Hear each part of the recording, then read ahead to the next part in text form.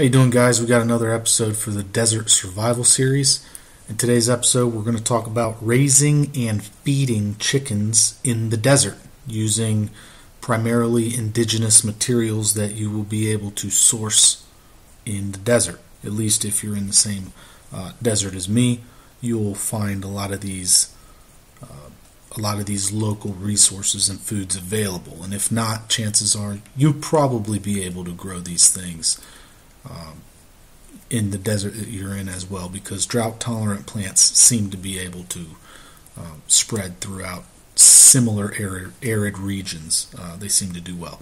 So stick with me for the rest of the episode, and we'll go over some of the plants that they'll be able to eat, some of the lessons I've learned raising chickens on desert food, and yeah, so stick with me.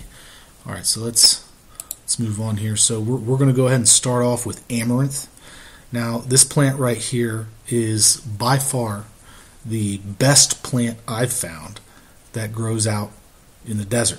And it's very, very prolific. Every time I bring Amaranth home and I throw it in the cage to them, they devour it. It's gone within seconds. So if you live in a desert area and there is no amaranth in your part of the desert, chances are, if you order some seeds online, or even, like, let's say you go on a road trip across the country and you come across this plant right here. You see this plant right here. You cut the tops off. These are where the seeds are right here. You cut the top off of this plant. You bring it back home with you. All right. These are not most places consider this an invasive. It's a weed. They spray it on the side of the road, try to get rid of it. So they're not going to have any problems with you on the side of the road collecting this stuff, because trust me, a lot of times I get it off the side of the road. I collect the seeds, throw it in the backyard. Whenever it grows. I just give it to them. And they love it. They love this stuff, especially the leaves and the seeds and the chaff from the seeds. They love it. You can chop it up. You can give the stalks to rabbits if you have rabbits.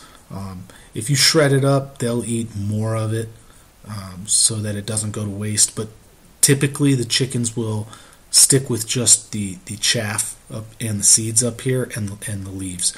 So if you can find a species that has, there's very many species of amaranth. If you can find one that produces a lot of leaves, those are the ones that you want to find the seeds for. Those are the ones you want to grow in your backyard or whatever, because the leaves are the preferred food off of the amaranth that the chickens prefer.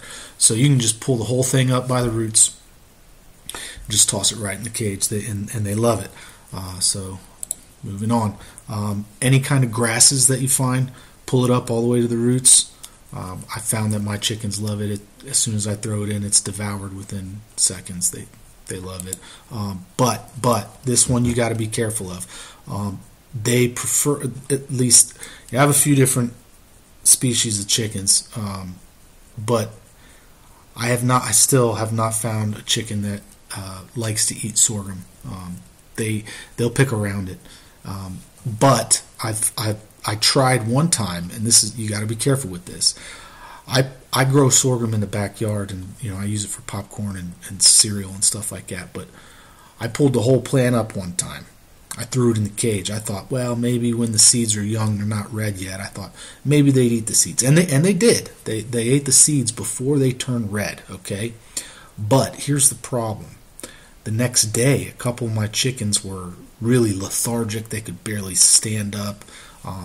Some of them were trying to walk and they'd stumble over. I'd pick them up and drop them, and they'd fall straight on their face. They wouldn't even be able to flap their wings.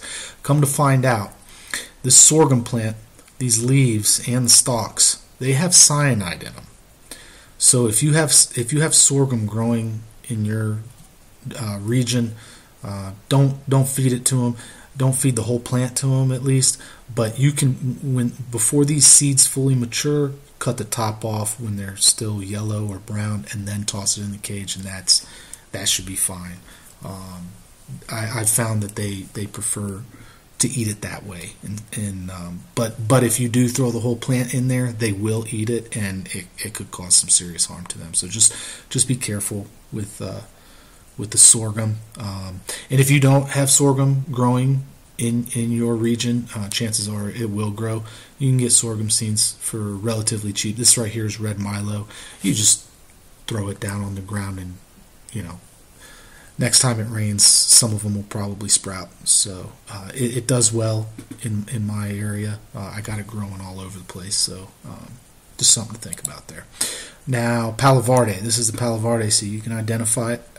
You can identify it by the green bark.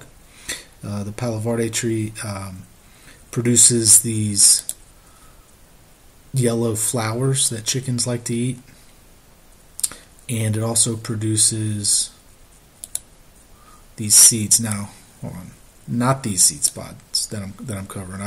I don't know what these ones are here, but these ones right here, Palo Verde seeds. Now, these Palo Verde seeds are like 41% protein. All right, so when they're still green, that's when the chickens prefer to eat them. They're soft. The chickens will eat them. And when the seed pods here are green, that's when the seeds are green. But when these seed pods turn this like tan color that you see right here, that's when the seeds are already brown. If they're already brown, you're going to have to pulverize them, turn them into a powder before you give them to the chickens. And it's just a little bit too much work. So collect them off of the tree, okay, when these seed pods are still green, and you can just toss them in there. Chickens will eat it, okay? So moving on, let's see here. Now, the mesquite tree. If you don't have mesquite growing in your area, you need to get some seeds. You go ahead and contact me, and I will give you seeds for free, okay? Because you need to have this mesquite tree growing on your ranch if you live in the desert and you do not. It's a very, very important resource to have growing in the desert. The seed pods are very high in carbs, sugar, and it's like 15% protein if I'm not mistaken. Now, the chickens will not eat this if you just throw the seed pods in there by itself. You have to process it, but the processing is not that big of a deal. I'll see if I can leave a link up here to the left or to the right on one of my videos on how to process these seed pods. Go ahead and watch that video. It's a few minutes long. It'll show you the easy way on how to process the seed pods. But basically all you got to do is throw them in a blender, and then make sure they're dry. Make sure they're really dry, like this color you see there in the picture first. Otherwise they'll clump up, and you don't want that. So you put them in a blender, blend them up into a powder, filter out these seeds, all right, and what you'll have left is just a flour, like it'll look like bread flour. Add a little bit of water in there, mix it up and not too much, but to the point to where it's a little bit clumpy and sticky. Put it in a little dog bowl, put it in their cage. They love it. They go nuts for the stuff. Here's another picture of what the seed pods look like. Okay. All right. Prickly pear cactus. Now, the chickens will eat prickly pear cactus. Okay. They will eat it with the needles on, but they obviously prefer it without the needles. So if you're going to give it to them without the needles, I found that the easiest way to do it is to burn the needles off. You gotta get some kind of torch. If you have like a propane torch, you can just burn them with the propane torch, or just put it over a charcoal grill if you have a charcoal grill, and the needles will get singed and burned.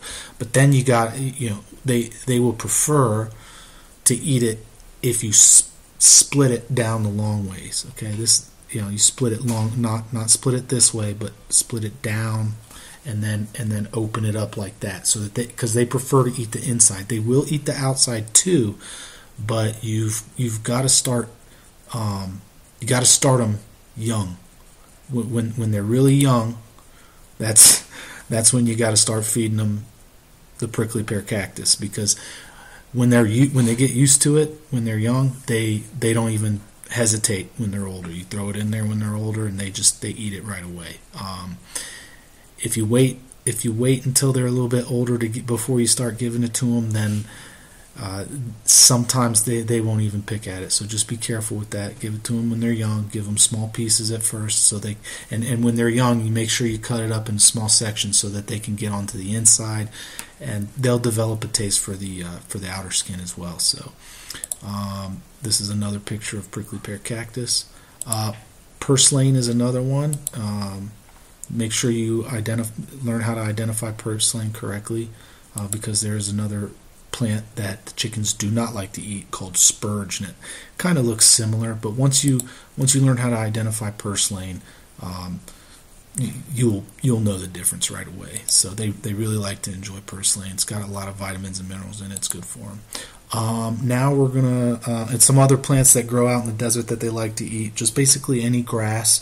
Most of the weeds that you find out there, like chicory, dandelions, a lot of flowers. They'll eat just about any flower. Sunflowers especially. If you grow sunflowers on your ranch, they will love to eat that. Something that's really easy to grow in the desert. Now let's talk about preserving eggs with natural materials that you could find out in the desert. So limestone is found all throughout the desert, okay? And limestone is the primary ingredient in hydrated lime. Okay, hydrated lime is also known as pickling lime. Okay, you can get pickling lime by itself, but if you have limestone in your area, chances are you can just go out, collect it, and then make the hydrated lime yourself. Sometimes the limestone is gray like this or brown.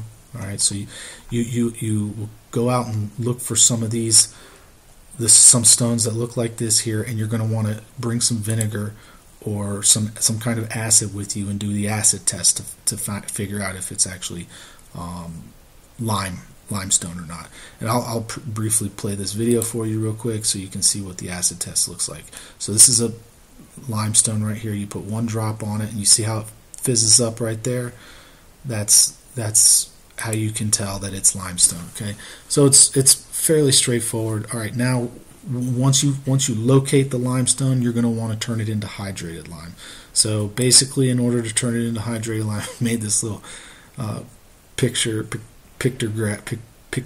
for you, whatever you want, picture tutorial on how to make hydrated lime. So you get your limestone, okay? You crush it up. If you can, you just take a hammer to it, crush it up into small pieces, throw it in the fire until it turns red, okay? Once the stones turn red, then you just spray it with water, all right? And that's it. It's hydrated lime. You got it red hot, okay? You take it out of the fire and spray it with water right away. Just toss water on it, okay?